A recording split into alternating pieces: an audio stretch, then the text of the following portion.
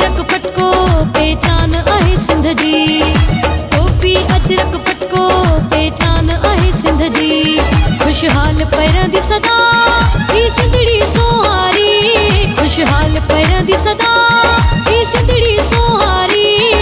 मोहब्बत वारन दी धरती आ भागवारी। है मोहब्बत वारन दी धरती आ भागवारी। सिंधड़ी आ सिंधड़ी साह का प्यारी। सिंधड़ी आ सिंधड़ी साह का प्यारी। मोहब्बत वारन दी धरती आ भागवारी। है मोहब्बत वारन दी धरती आ भागवारी।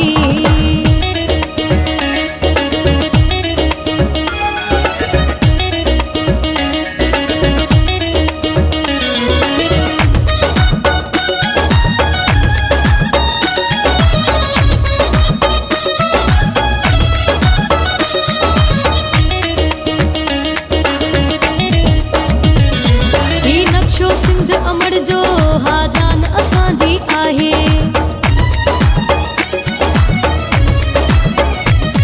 ही नक्शो सिंध अमर जो हाजान असांजी आहे। ही नक्शो सिंध अमर जो हाजान असांजी आहे। हाजी जल सिंध जो कसम सिंध सोनो सारी। हाजी जल सिंध जो कसम सिंध सोनो सारी। मोहब्बत वारन दी धरती आ भागवारी। है मोहब्बत वारन दी धरती आ भागवारी। सिंधड़ी आ सिंधड़ी साह का प्यारी। सिंधड़ी आ सिंधड़ी साह का प्यारी। मोहब्बत वारन दी धरती आ भागवारी। है मोहब्बत वारन दी धरती आ भागवारी।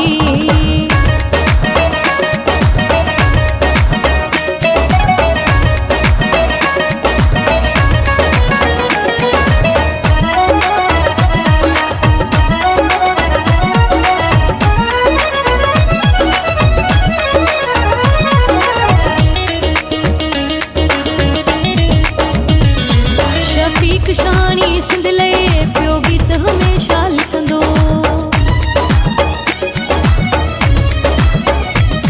शफीक शानी सिंध लये पियो गीत हमेशा लिखंदो।